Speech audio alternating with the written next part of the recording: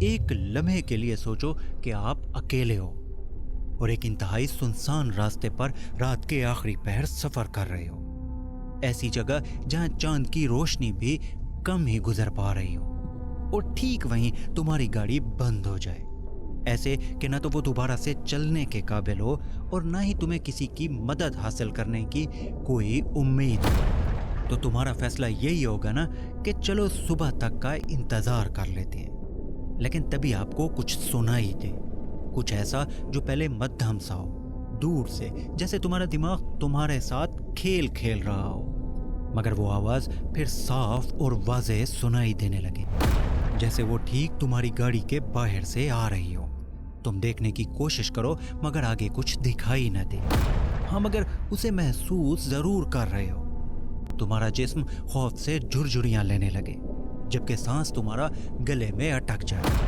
مگر اس سے بھی زیادہ ڈراؤنی بات بتاؤں، وہ یہ ہو کہ جو کچھ بھی وہاں موجود ہو وہ تمہیں اپنا آپ دکھانا چاہتی ہو، بتانا چاہتی ہو کہ بھائی یہ کہاں آ گیا۔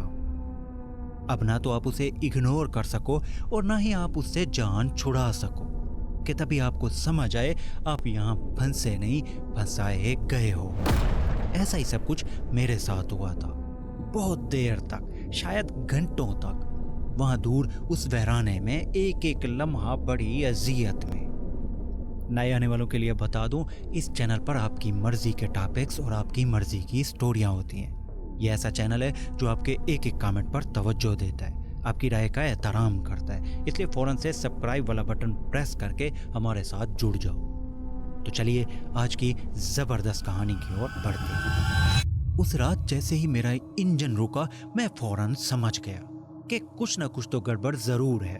انجن کے بند ہوتے وہ ناقابل برداشت خاموشی جیسے مجھے نگلنے لگی۔ کوئی آس پاس آواز نہیں، نہ تو انسان کی اور نہ ہی پاس سے گزرتی کسی گاڑی کی۔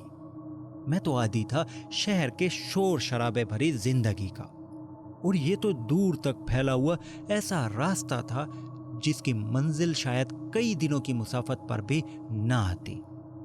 میں نے ایک گہرا سانس لیا، اسٹیئرنگ پر ایک مکہ مارا اور بڑبڑایا، فار گاڈ سیک یہ جگہ بند ہونے والی نہیں تھی۔ میری آنکھوں کے سامنے وہ سنگل روڈ دور دور تک پھیلی جنگلی گھاس کے بیچوں بیچ سے ہوتا ہوا جا رہا تھا۔ ایسی بھیانک خاموشی تھی وہاں کہ مجھے کسی اور جہاں کا گمان ہونے لگا۔ کوئی روشنی، کوئی ٹریفک نہیں، بس تھی تو آواز صرف ہوا کی ہی، جو اس رات کئی مائلز پر آور کے حساب سے چل رہی تھی۔ میں نے اپنا موبائل چیک کیا، نو سروس۔ ویسے مجھے امید بھی نہیں تھی، لیکن چیک تو کرنا تھا کہ شاید سگنل مل جاتے۔ اب کیا کروں میں سیٹ پر سر رکھ کر اوپر سیلنگ کی اور دیکھتے ہوئے سوچنے لگا۔ جب کسی چیز کی سمجھ نہ آئی تو میں خود کو نارمل کرنے لگا، کیونکہ ایسی جگہ پر پینک ہونے سے مسائل اور بڑھ جاتے۔ مگر وہی کار جو چند منٹ پہلے تک میرے لیے سکون کا باعث تھی، میوزک چل رہا تھا، انجن کی آواز تھی، سب کچھ ٹھیک جا رہا تھا، اب کہ وہی کار خاموشی میں مجھے کاٹ کھانے کو دوڑ رہی تھی۔ سب ٹھیک ہو جائے گا، بس تھوڑا انتظار کرو، کوئی نہ کوئی یہاں سے گزرتا ہیلپ کرتا جائے گا، میں خود سے بڑبڑا رہا تھا۔ مگر حقیقت یہ تھی کہ میں انسانی آبادی سے بہت دور سٹک ہو گیا تھا۔ میٹنگ کی ٹینشن اوپر سے علیحدہ تھی۔ خیر میں نے اپنے کندھوں پر جیکٹ ٹھیک کی اور آنکھیں بند کر لی، چند سیکنڈ کے لیے ہی، تاکہ تھوڑا سا سکون سے بیٹھ کر سوچ سکوں۔ ایسے محسوس ہو رہا تھا جیسے میں کئی دن سے روڈ پر تھا، حالانکہ ہوئے صرف چند گھنٹے تھے۔ پورا سفر بس ٹھیک ہی گزرا تھا، ہائی وے کے لمبے پیچ، آس پاس دیکھنے کو کچھ خاص نہیں، بس دور دور تک پھیلی بنجر زمینیں اور کہیں کہیں موجود پیٹرول پمپس۔ باہر کی تیز ہوا مانو کسی جانور کی طرح کاٹ کھانے کو چل رہی تھی۔ میں ایسے ماحول کا عادی نہیں تھا، نہ ہی میں ملک کے اس حصے میں پہلے کبھی آیا تھا۔ مجھے تو بس کام کے سلسلے میں یہ راستہ لینا پڑا، ایک ارجنٹ میٹنگ کے لیے جسے میں کسی صورت مس نہیں کرنا چاہتا تھا، مگر اب یہاں پھنس گیا تھا، آبادی سے کوسوں دور اس ویرانے میں۔ میں چونکہ پچھلے کئی گھنٹے سے نان سٹاپ ڈرائیونگ کرتا آیا تھا، اس لیے تھکاوٹ اپنا اثر دکھانے لگی۔ میرا جسم جو پہلے ڈرائیونگ کی وجہ سے محسوس ہی نہیں کر پا رہا تھا اب اپنا اثر دکھانے لگا۔ میں چاہتا تھا کہ رات کے اس پہر تک کسی ہوٹل میں چلا جاتا، مگر ایسے ایریا میں تو آبادی دور دور تک نہیں تھی۔ میں نے ریسٹ سے پہلے ایک بار گاڑی چیک کرنے کا سوچا کہ مے بی کوئی چھوٹا سا ایشو ہو اور میں جلدی سے اسے ٹھیک کر کے یہاں سے نکل جاؤں۔ میں نے جیکٹ پہنی، منہ پر رومال لپیٹا اور باہر نکل آیا۔ بہت ٹھنڈ، کڑاکے کی ٹھنڈ، حالانکہ یہ سال کا وہ حصہ چل رہا تھا جب موسم معتدل ہوتا ہے، مگر آج تو دسمبر کی شام معلوم پڑ رہی تھی۔ میں نے بونٹ اوپن کیا، اپنی سمجھ کے مطابق خوب توجہ سے دیکھا، مگر گاڑی کی حالت میری سمجھ میں نہ آئی۔ جب کوشش بیکار ہوتی دیکھی تو ونڈو کھول کے دوبارہ اندر آ بیٹھا۔ سوچا تھوڑا ریسٹ کر لیتا ہوں، کوئی آ گیا تو ٹھیک، ورنہ صبح تو کوئی نہ کوئی ضرور گزرے گا۔ وہ 1 گھنٹے کے آس پاس محسوس ہو رہا تھا جب میری آنکھ کھلی۔ ایک سرگوشی جیسی آواز میرے کانوں میں پڑی۔ پہلے مجھے لگا شاید میں آدھی نیند میں ہوں، اس لیے میرا دماغ میرے ساتھ کھیل رہا ہے، لیکن وہ دوبارہ آئی، اب کی بار ذرا واضح، ایسے جیسے کوئی لڑکی رو رہی ہو اور ہوا اس کی آواز میری اور لا رہی ہو۔ میں سیٹ پر سیدھا ہو بیٹھا، میرا دل دھڑکنے لگا اور کان کھڑے ہو گئے۔ آس پاس محسوس کرنے لگا کہ آواز آ کہاں سے رہی ہے، کس ڈائریکشن سے۔ وہ ابھی بھی مدھم سی تھی، مگر اتنی واضح ضرور تھی کہ خوف سے میرے اندر کپ کپی سی ہونے لگی۔ مجھے محسوس ہونے لگا جیسے کوئی مجھ سے تھوڑے فاصلے پر موجود ہو۔ میں نے ادھر ادھر دیکھنا شروع کیا، کچھ بھی نہیں، بس دور دور پھیلا اندھیرا اور ہوا کی وجہ سے جھکتے پیڑ۔ میں تھوڑا پینک ہونے لگا، شاید نیند سے ایسے اٹھنے کی وجہ سے ایسا ہو رہا تھا۔ جو بھی تھا میں خود کو نارمل کرنے لگا۔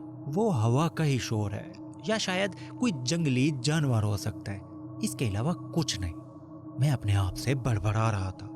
مگر اب جوں ٹائم گزرنے لگا آس پاس کا ماحول بھی ویسے ہی بدلنے لگا۔ ایسے محسوس ہو رہا تھا جیسے کچھ ہونے والا تھا، کچھ بہت ہی بھیانک سا۔ میں دوبارہ اپنی آنکھیں بند کر کے لیٹا ہی تھا کہ وہ آواز دوبارہ آئی، اتنے پاس سے کہ میں چونک گیا۔ وہ رو رہی تھی، ہاں وہ جو بھی تھی اس کی آواز انتہائی دکھ بھری تھی۔ ایسے لگتا تھا جیسے وہ کسی شدید تکلیف میں میرے پاس مدد لینے آئی تھی۔ وہ آواز پیسنجر سیٹ والی سائڈ سے آ رہی تھی۔ جو بھی چیز تھی اب وہ میرے بالکل قریب تھی۔ میں ذرا سا اوپر ہوا، میں نے سائیڈ مرر سے دیکھنے کی کوشش کی، کچھ نہیں سوائے تیزی سے پھیلتے اندھیرے کے۔ میں چند لمحوں کو جم سا گیا، میرا سانس گلے میں اٹک گیا۔ سامنے کچھ نہیں تھا پر اس کی موجودگی میں صاف محسوس کر رہا تھا۔ ایسے ویرانے میں ایسی کسی چیز کا پاس ہونا بہت بڑے خطرے کی علامت تھی۔ میں اب کے اچھی طرح جان گیا تھا کہ وہ کوئی جانور نہیں تھا اور نہ ہی انسان کا ایسے ایریا میں موجود ہونا سمجھ میں آتا تھا۔ پھر کیا تھا؟ میرے ذہن میں سینکڑوں سوال گھوم رہے تھے۔ وہ جو کچھ بھی تھا مجھے اسے دیکھنا تھا۔ میں اب زیادہ دیر ایسے گھٹن برداشت نہیں کر سکتا تھا، اس لیے میں نے ہمت کرتے ہوئے اپنے سائیڈ والی ونڈو انلاک کی۔ بٹن کی آواز گونجتے ہی سب رک گیا۔ میں نے ونڈو کھولی اور جلدی سے باہر نکل آیا۔ سٹل سب کچھ شانت، جنگل سے آتی کوئی آواز میرے کانوں میں نہیں پڑ رہی تھی۔ میں کار کے چاروں اور گھوما، کچھ نہیں، بس جھکتے درخت اور ناقابل برداشت حد تک سردی، اس کے علاوہ کچھ بھی نہیں تھا۔ جو کچھ بھی ہے صرف میرے ذہن میں ہے۔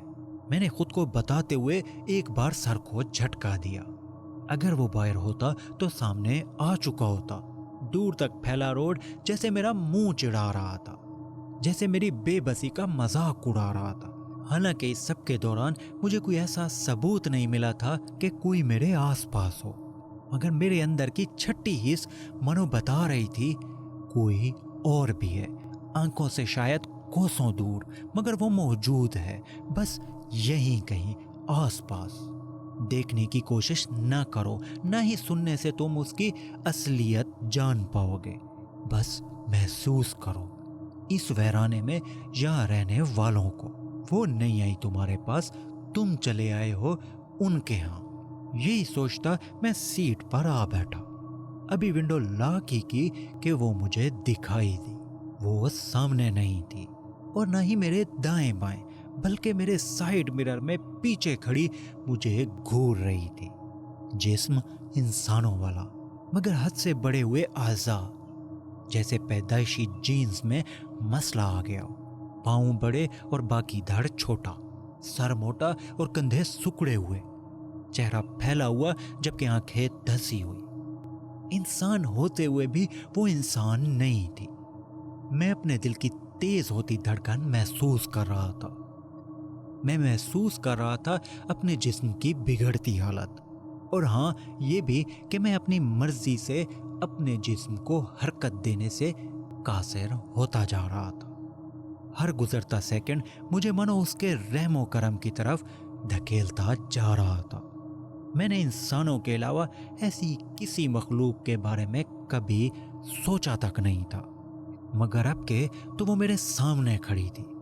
मैं जो इन सब पर यकीन नहीं रखता था, अब के कसम खा खा कर बता सकता था कि मैं अपने होशो हवास में ऐसी मखलूक को देख रहा था। वो मेरी ओर बढ़ रही थी और मैं बेबसी से सब देख रहा था। मैं जानता था कि ऐसे लम्हे मुझे हिम्मत करनी चाहिए थी, खुद को बचाने के लिए हाथ पांव मारने चाहिए थे, मगर ऐसे लगता था जैसे वही थी जो यहाँ सब कुछ कंट्रोल कर रही थी। मेरा सांस रुक रहा था, गला घुट रहा था और जिस्म था कि टूटने लगा था। शायद मैं किसी और हालत में जा चुका था। मुझे पता चल गया था कि अब बस गिने चुने लम्हे बाकी थे। मुझे नहीं पता मैं कैसे चाबी घुमाने लगा। बार बार कोशिश करने लगा कि किसी तरह से कार स्टार्ट हो जाए और मैं यहाँ से निकल चलूं, मगर कार तो खराब थी और ठीक मेरी साइड वाली विंडो के बाहर वो मौजूद थी। न तो अब अंदर रह सकता था और न ही बाहर जाने का अब कोई सवाल पैदा हो सकता था। बाहर निकल भी जाता तो मैं कौन सा उससे तेज भाग सकता था। वो सेकंड के कितने हिस्से में मुझे पकड़ लेती, मगर अब सब मेरे कंट्रोल से बाहर हो रहा था। उसने शीशे की तरफ हाथ उठाया। बोने इंसानों जैसे उसके हाथ थे, बालों से घिरे हुए। मेरी विंडो पर हल्का सा जोर दिया। विंडो में पड़ते क्रैक्स मुझे दिखाई दिए। मैं समझ गया कि बस अब गया काम से। ये मेरी कार मुझे ज्यादा देर तक बचाने वाली नहीं थी। और फिर विंडो टूटी, मगर इसके साथ साथ मेरे कानों में एक और आवाज भी गूंजी। सेकंड के कितने लम्हे में हम दोनों रुके और पीछे की ओर इकट्ठे देखा। वो एक ट्रक था, दूर से हमारी ओर आता हुआ। मैंने जैसे ही वापस उसकी तरफ मुड़कर देखा, वो गायब हो चुकी थी। वो चली गई थी, हाँ दूर कहीं जंगल की ओर। मैंने फौरन से खिड़की खोली, बाहर की ओर निकल आया और जोर जोर से चिल्लाने लगा। ट्रक ठीक मेरे सामने आकर रुक गया। 50 साला वो पक्की उम्र के ड्राइवर ने विंडो नीचे करते हुए पूछा, तुम ठीक हो बच्चे? मुझे कोई परवाह नहीं थी कि वो मेरे बारे में क्या सोचता, मुझे पागल समझता या जो भी, मगर मैं फौरन से बोल पड़ा, क्या तुम मेरी मदद करोगे? उसने एक निगाह रोड की ओर घुमाई और फिर बोला, यहाँ कुछ नहीं है, डरो नहीं बच्चे, तुम अकेले ही हो, क्या हुआ है? मैं फौरन से ट्रक की विंडो खोलते हुए उसके पास जा पहुंचा। मैंने बताया कि मेरी कार खराब हुई है, मगर इससे ज्यादा उस लड़की के बारे में मैंने उसे बताया। उसका चेहरा, हाथ, आंखें, एक एक चीज के बारे में मैंने उसे सब कुछ बताया कि कैसे वो इंसान नहीं थी। मैं बस नॉन स्टॉप बोले जा रहा था और वो एक नजर मुझ पर लगाए खामोशी से सुन रहा था। मेरी बात खत्म होते ही उसने दोबारा रोड की जानिब नजर घुमाई। उसकी आंखों में कुछ था, कुछ ऐसा जो मैं बयान नहीं कर सकता। वो चंद लम्हे खामोश रहा और फिर एक ठंडा सांस लेते हुए आहिस्ता से बोला, मैं तुम्हें लिफ्ट دے سکتا ہوں، لیکن یہ جو کچھ یہاں ہوا ہے ذہن سے نکالنا ہوگا۔ اسی میں تمہاری بھلائی ہے۔ شاید تم نئے ہو، اجنبی ہو، اس لیے تمہیں نہیں معلوم یہ روڈ، ہاں یہی، یہاں ایسا ہوتا رہتا ہے۔ جب تک تم یہاں حرکت میں ہوتے ہو یہ تمہیں کچھ نہیں کہیں گے، مگر ادھر رکنا مانو ایک جرم سا ہے۔ میں نے کوئی سوال نہیں کیا۔ اس نے ٹرک سٹارٹ کیا اور ہم آگے کی اور چل پڑے۔ ٹرک کی روشنی اندھیرے کو چیرتی ہوئی جا رہی تھی۔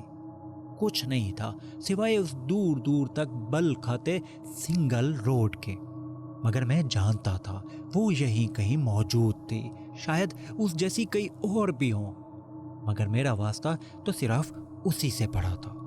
اس ٹرکر نے اس کے بعد کوئی بات نہیں کی۔